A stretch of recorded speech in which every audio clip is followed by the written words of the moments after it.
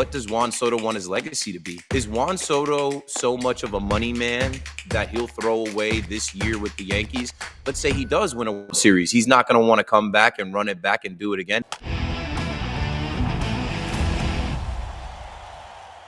WFAN's Keith McPherson joining us right now. All right, let's get into it. Keith, great to have you on, man. I mean, this almost was the pinnacle, right? Because I think the pinnacle for what you do being, yes, and obviously you're a Yanks guy, but you talk Mets with the best of them because you run radio in New York City. So as cool as this is, would it have been a drop cooler for what you do and the scene that you represent if it was Mets Yanks, or you're good?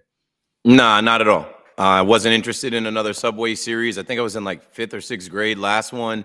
I know Mets fans were talking a lot about, oh, be careful what you wish for. You don't want to see the Mets. And I was on air saying the regular season is not the postseason. J.D. Davis and Jahmai Jones won't be in the lineup. Like, what happened in June and July has nothing to do with what's going on in October. Now we won't even get to see that. The dream has always been Dodgers Yankees. Jeter said it on the broadcast last night. He said, hey, when I was playing, I was always dreaming for it to be Yankees Dodgers in the World Series. And I mean, with this offseason going into this season, the script is writing itself and we get to actually see it. The dream has happened. You know, Keith, what's not in the script is how important the Yankees fans are to the Yankees' success, right? Putting on those pinstripes. One thing I know is I tell everybody there's an expectation when you wake up in the morning before you even get to the park as a player. You're going, hey, I got to be ready to go today because these fans are not going to let me take any plays off, take any pitches off. With that said, I know you've seen a lot of superstars come through, put the pinstripes on. It's not for everybody. There hasn't been, in my eyes, a guy that's handled it better than Giancarlo Stanton. And when you talk about guys coming in, dealing with scrutiny, having some success, having some failures, can you do me a favor? Because I know you out there with the bleacher creatures. I know you out there amongst the people. Keith is a man amongst the people. Can you do me a favor and make sure they get super loud and show that man the respect that he deserves? Because without Giancarlo Stanton, these guys would not be going to the World Series. And he has handled all of the scrutiny, all the adversity is good as any superstar. Can you make sure those people get up for that man every at bat, bro? Oh, we already were in the CS, in the ALCS intros, every at bat. I need it. Like low key, we're chanting MVP for him, but that's supposed to be for Judge. Yo, I'm just making sure. I'll say this about Stanton: like when it's all said and done, whatever happens, like he's going to be remembered for these moments. He's a postseason monster. He's also going to be remembered for how he was a Yankee, right? He chose to come here. He didn't take a trade anywhere. He wanted to be in the spotlight, wanted to be in the pressure-filled moments. He came here and he said, this is what comes with it, right? And even when he struggles, even when he fails, he stands in front of his locker and he does it the Yankee way, right? He stands in front of his locker, says, I got to be better. There's also times when he was hurt. He says, we're not going to make this about me. You know, I'll be back. And when he comes back and he gives you these clutch performances, a guy that you can count on in October, he makes everybody lose their minds with these home runs. Man, forget about a hamstring, forget about a quad, a calf injury during the regular season. This is what matters most to Yankees fans. And this guy has a ton of these moments. We're hoping there's some more against the Dodgers in Dodger Stadium, where he grew up going to games, where 2 years ago I went to the All-Star game. Yeah, you've seen him hit the ball almost out of Dodger Stadium, right? 2 years ago, he hit that home run to win MVP. It's coming full circle, and I cannot wait to see Giancarlo Stanton in year 7 as a Yankee get that moment in the World Series. He wants that trophy. Is there anybody that's had a bigger redemption story in Yankees history? Stop now, even if they don't win the World Series. Stop now from what he's just absolutely gotten ripped. Bob Costas, I know he's not a Yankees fan, was ripping Giancarlo Stanton for his health. Yankees fans wanted this man gone. Somebody take his contract, to where he's at now. Because all the other dudes that have gotten ripped, Joey Gallo, he's gone. Jacoby Ellsbury never got to play. He's gone. Everybody in my recent history that has gotten ripped by Yankees fans has never gotten an opportunity to do what Stanton's done, and nobody's ever done what Stanton's done. Or am I missing somebody? No, this is different. I mean, Kratzy, they were talking about benching him. Fans were talking about benching him the first couple games and putting Dominguez in because he didn't score, because he can't run. Oh, Stanton is killing us. Going into the season, there were hosts on my radio station saying they got to just cut bait. They got to just cut ties with Stanton. The contract's killing him. I'm like, are you crazy? Are you nuts? This guy can do, listen, when you talk about his story and you talk about redemption, and he's not peacocking around like, what now? What now? He's saying the job's not finished. There's more to do. But yeah, there's been so many critics, so many people that wanted to throw this guy in the garbage, and he just kept showing up, kept going to work. His body fails him. Okay. His body failed him. That's nothing he can control. Those things happen, right? I mean, even coming into the season, Brian Cashman at the GM meetings was talking about, well, injuries are a part of his game. Cashman didn't mean to take a shot at him. It's just how it came out, talking about things. And then he got hurt again. I was at that Braves game where he strained his hamstring, and I'm like, here we go again. It happened. But you know what? He came back. He's healthy now, and they absolutely need him. And every time they need him, he shows up. Stanton is, I can't say enough about him. He's a ridiculous human being and a postseason monster. Hey, I want to follow up. One thing I love about you is you're a Yankees fan, but you're super realistic about what needs to happen for them to win the World Series. We know Aaron Judge has to be better. He knows he has to be better. The supporting cast has been really, really good. Who, in your eyes, needs to step up outside of Aaron Judge? Who was the X factor for you to get the Yankees over the hump? Is it the bullpen? Is it a specific guy in the offense? Who do you see? Hey, we need this guy to step up and do something if we want to win outside of Aaron Judge. Jazz, bro. I got to start off with Jazz just because he's the newest Yankee, and I love his personality. I love his swag, his drip, his aura, all that. But, man, as Yankee fans, we've been putting in pain for the last 15 years not getting it done. And when a new player comes in and says, I can't wait till we win 28. We're going to win the World Series. It's all about winning the World Series. Well, we're there now, bro. And, you've been a passenger through these, 2 rounds. You haven't really come up big. You laid a bunt down. I was feeling that. You did have a knock in the last game, but when Jazz first got here in the trade, that was something that Yankee fans felt like shifted the team, shifted the vibe, right? You get Jazz and he's hitting home runs right away. He's hitting a homer with Judge's bat. Like, he was clutch. He decided, I can play third base and not, I can move. Like, when he first got here, they put him in center field. But when they put him at third base, he took on the challenge and he's played well. But Jazz has to hit. They are moving him up to 4th in the lineup. Jazz, you got to walk the walk after talking the talk. Also, Austin Wells. Austin Wells is another one. I'm glad to see he came through. He got a fastball. He drove it. He hit it out. But Austin Wells, him being the catcher over Trevino, him being the guy, I know it's his first postseason, so you don't want to be so hard on a rookie, but you're not a rookie anymore. Jazz absolutely has to come through, and so does Austin Wells. All right, so my next question flows perfectly into that. I don't have an Austin Wells question because I am fully in the corner of Austin Wells' party, but catchers, they're just, they never do wrong. Jazz said something, we're gonna play the video. Jazz said something post game, and I want to hear what you have to say about it. You walked into this clubhouse with that trophy and said, I can't believe this. How much fun are you having right now? I'm having the best of fun in here, man. These guys are amazing. They're electric. They're family. I can't help it, man. I can't stop smiling. What was going through your mind when Juan Soto stepped up to the plate there with the game on the line in the 10th? He's going to do it. That's the only thing going through my mind. He's going to do it. What left you so confident? Because it's Juan Soto. Pay my guy. Pay Juan Soto. I'd ask you how much, but we'll leave that for another day. $700 million. Get on back in here. Okay. Hey, so that's what I was doing. I was doing what Keith was doing. Go ahead, Kratzy. So the question's really not. I mean, it's not even really a question. My guy put it out there. Are you okay with that? Because I know you probably had Stanton on the bench because of his salary. So now, no, don't do that. Don't do that. Not once. You didn't say that once.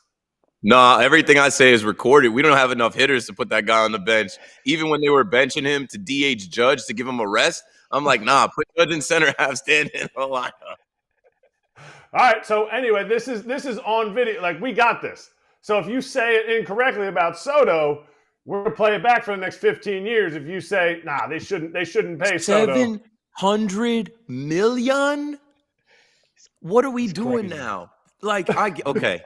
Oh, follow me here, right? I got every paper that Juan Soto is in, right? I when they signed Juan Soto, I got the December 7th, the last studio you guys saw me in. I had the pictures of, he's the Juan Soto. I understood Juan Soto was the difference. There's a picture of me doing the roll call in game 1 of the DS, and I'm wearing a generational Juan Soto shirt. I knew he was the difference. This is his first Yankees postseason.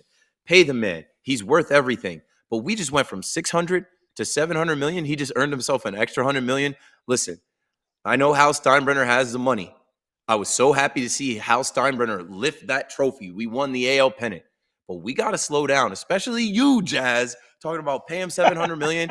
The job is not finished, but I'm so thankful that Juan Soto got that at bat against Gaddis. I was on the radio after we lost game 3, where he was rang up on a borderline call. He also had the pitch clock violation. And I said, watching him all year, watch that man. He's going to show up to the ballpark early, and he's going to be dialed in. He's not wasting a pitch. He's not wasting an at bat. And so he came back, he homered in game 4. And then that last at bat, it was like, listen, you're not beating me. Like, I can win the game. Like, you're not, like, I'll spoil a pitch. You're not better than me. I'm Juan Soto, and I have the ability to send the Yankees to the World Series for the first time in 15 years. He does it. So, yeah, he's going to get whatever he wants, but like 700 million is too much. I mean, even 600 million, I'm like, all right, he's a right fielder, Judge's contract. A couple years later, let's see. And also, we got to be able to pay other guys. If you get to the World Series, you're going to want to get back the next year, right? Nobody repeats anymore. Let's just slow down with the 700 million, especially you, Jazz. Wait, so are you paying Juan? Like, I mean, I don't understand. Like, why are you trying to save Hal's money? Do you want Juan Soto? Spend some money in the stadium. I buy some tickets. I just think we're talking $700 million. Like, that's a ridiculous. Like, all right, Shohei is a $700 million man. We know about the deferred money and all that. Right, but he's 450. He's 450-ish. Yeah. Just for everyone to know. Soto's not taking any deferred money. Scott Boras not taking any deferred money. So let's pump our brakes with that. And listen, from a Yankees fan standpoint, I already know what Keith is thinking. See, Keith's a smart man. If they win the World Series, I mean, you know what? Hey, I mean, there's a conversation. Listen, there's a conversation. Look, see, I already know. We right here. I already know my man. Right. Hey, what's in front of us is the World Series now. If you win it, then he goes, hey, I want 700 million. Then you can go. We can use that to go get some pieces. I'm just saying, Crassy. I know how the Yankee fan is thinking right now. Check me out. That's a lot of bread, bro. That's a lot of bread. The Mets fans are hurting right now. The Mets fans went on a magic carpet ride. They thought that this might have been the year. They're hurting right now. When the offseason comes, win or lose the World Series for the Yankees, they're going to be bidding on Juan Soto. If the Yankees win the World Series, they can say, hey, we got our money's worth in that 1 year. We don't have to put $700 million up. Go ahead. If you want to pay him, Steve Cohen, bring him the Queens. We got our championship. We got our chip. Jason Dominguez is sitting on the bench right now. He'll be ready to go next year. I love a great deal, but I'm not going to run sprints in the outfield just to save a few bucks. It has to be easy. No hoops, no BS. With Mint Mobile, it really is that easy to get wireless for $15 a month with the purchase of a 3-month plan. Purchase and activation is super easy too. To get started, go to mintmobile.com/territory. All plans come with high-speed data and unlimited talk and text delivered on the nation's largest 5G network. You can use your own phone with any Mint Mobile plan and bring your phone number. To get this new customer offer and your new 3-month premium wireless plan for just $15 a month, go to mintmobile.com/territory. That's mintmobile.com/territory. Cut your wireless bill to $15 a month at mintmobile.com/territory. $45 upfront payment required, equivalent to $15 a month. New customers on their first 3-month plan only. Speed slower above 40 gigabytes on unlimited plan. Additional taxes, fees, and restrictions apply. See Mint Mobile for details. Well, let's say the Yanks don't win the World Series, okay? And they come damn close, and Juan Soto's a beast in the series too.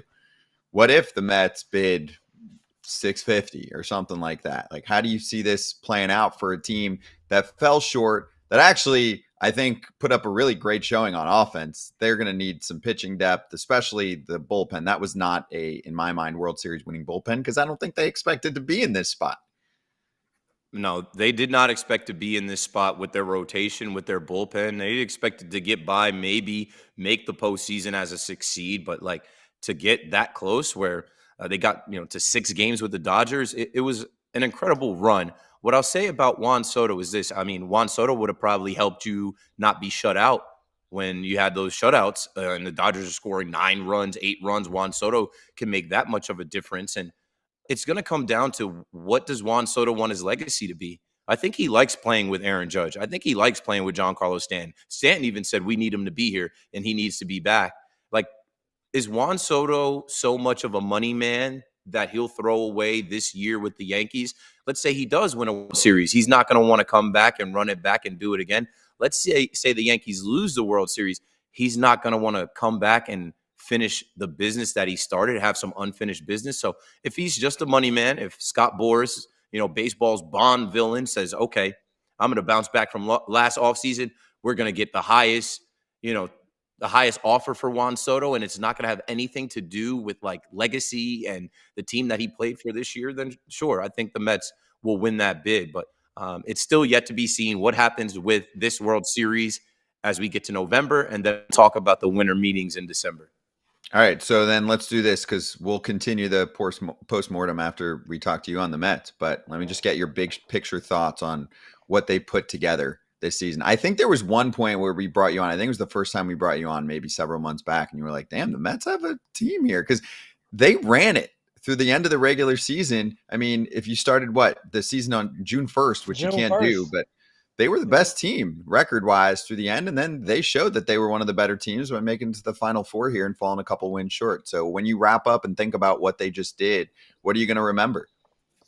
They made it happen. I dubbed them the Make It Happen Mets on New York radio. In 2022, there were so many games where they imposed their will, where they just had the never say die mentality, where they made it happen. But then they fizzled out, and obviously the Braves had a ridiculous pace, and they lost the division, and we know what happened in the wild card round against the Padres. In 2023, I hit them with the quote where I said, winners make it happen, losers let it happen. The let it happen Mets. They're letting everything happen to them. They're letting everything go wrong, and they had a terrible year. This year, they bounced back. They had more of that in their DNA, which shows you now the culture is built there. Francisco Lindor is the National League MVP if I had to choose a guy. And then you have pieces around him like Pete Alonso, who's another guy in New York that people said to bench, drop in the lineup, counted him out, talked about not paying him, and he went hero in this October. So what I'll say about the Mets is like they did more with less, but now they have the combination of the richest owner in the sport, one of the smartest guys in the sport, and a MVP, a guy that should be captain of this team in Lindor leading the way, with some young guys like Mark Vientos, Francisco Alvarez. I just think they have a bright future now, and it's come together. I know Mets are upset today because it didn't end up in a World Series, but they've shaken off the LOL Mets. They've shaken off the Mets that we laugh at and point a finger at and say, like, these guys are bums, they'll never get it done. Like, they have a combination of things that they can look forward to in the future to be perennial postseason contenders. Maybe next year they'll have an ace, right? They went after Yamamoto last year, didn't get him. Maybe they'll be looking for an ace to add to this rotation in the offseason. Maybe they'll add a Juan Soto. Who knows? But I think the culture has shifted and changed with this owner in year 4, and now their president of baseball operations, Stearns, in year 1, and then Lindor really maturing and becoming this like iconic New York athlete, a king in this city. Like, they have the opportunity now to be contenders if they play like that. Just the Grimace stuff and Haktua Girl and, I don't know, Glizzy Izzy and the Rally Pimp and the Playoff Pumpkin, that stuff doesn't matter. They actually have guys that have bought in. And how can I about Carlos Mendoza? I called him Steady Mendy. Even when they were losing games, when Jorge Lopez was throwing his glove into the stands, he said, we have a standard here. And he stayed steady. He backed Edwin Diaz. He backed Pete Alonso. He backed Francisco Alvarez, who had a game last night. And I think that's going to just carry this team a long way. They have adults in the room. They have the right leadership from their owner, president of baseball operations, manager, and leader of their team at shortstop, leading off Francisco Lindor. Like, as a Yankee fan, I don't love it, but like, there are 2 teams in the city now that we can expect in the next years to be in the running to win the World Series, go to the World Series, be in it. Pete Alonso going to be a Met next year then? If you're saving owners' monies? Pete Alonso going to be there? Yeah, check me out. I said it worked out for Mets fans because he didn't have the regular season numbers that he wanted to have, used to have, whatever. So how many people are running to get him? Here comes the postseason. He shows you what he can be in the postseason. So there might be some people coming to get him and bid for him, but he wants to be a Met. He's always been a Met. And you have the owner with the deepest pocket that can match anybody. And now, after what Pete did, I don't think they let him walk out of the door. He's a Met. These guys love him. He's been there through all these different changes and regimes and all this stuff. Like, I think they can afford him, and I think the price goes down a little bit than what it was. And I think Pete just ends up, taking that deal and being better for it in the regular season. Once he gets paid, I think he's going to relax and not press as much. And it works out for Mets fans. You might get a 45 home run season out of Pete Alonso next year after he gets paid and taken care of. Yeah, I agree. If they want to stay in contention, like you say, they better sign Pete. And I've stood on that. If they want to continue to go on that trajectory that you're talking about, I know Frankie's awesome, but Pete is a big part of that. Listen, forget the regular season, what he did this year. It's tough to replace that type of production at first base. Kratz in the line. You're right. His value's highest with the Mets. The one thing, and then we'll let Keith jump. We'll keep it going. But there is a contingent that thinks that Mark Vientos is not a long-term third baseman. And if that's the case, he's young. He's got 40 homer potential. Where is he playing? Right? He had his breakout party here in the playoffs. Where is he playing? If let's say, there's enough smart people in the front office for the Mets that are like, I don't think that he's going to be an average or above average third baseman defensively. And David Stearns loves him some defense more than most GMs. No, Kratz? I mean, the Brewers have been big on that, right? Like DH him. Yeah, DH him, but that's tough. You got everybody can't DH. Picking that up. Yeah. If you want to open up the books for Juan Soto, that's great. If you want to open up the books for Juan Soto, let Pete walk, move Vientos over to first, and then they've got options, right? Like Keith said, they're gonna have to go get Burns or give him an offer. Who's in Atlanta? Max Fried. You're gonna have to go. So that's why I say they need to sign Pete, but the way they treated Pete, I don't think it's gonna happen. I think they undervalue Pete until now. Like Keith said, I think they've undervalued Pete's production until now. Okay. All right. We'll see. Well, Keith, this was awesome, man. Great to have you on. All right. You're worth more than Pete. Appreciate you, dude. It was awesome having you. Yo, you guys are the best podcast in the game. Straight up. I've been saying that before. I love that you guys got Cam on here and Kratzy too, the Yankee energy. And you already know what it is, man. We're Jersey boys. So yes. Let's go Yanks. We're series bound. See this guy or what? Nasty Nestor. I got to text Nestor. I just put up the picture of me and Nestor at the All-Star game in LA a couple years ago. Weapon. We got another weapon back. That's right. Nestor's probably coming back. Keith, thank you. You're the man. Appreciate you. Thanks, guys. Appreciate it. Thank you. Hey, everybody. Be sure to like and subscribe for more content. We're back here every weekday, all year long, so do not miss an episode. The videos are coming in all day. Here's another video you might enjoy. Baseball the way it should be covered.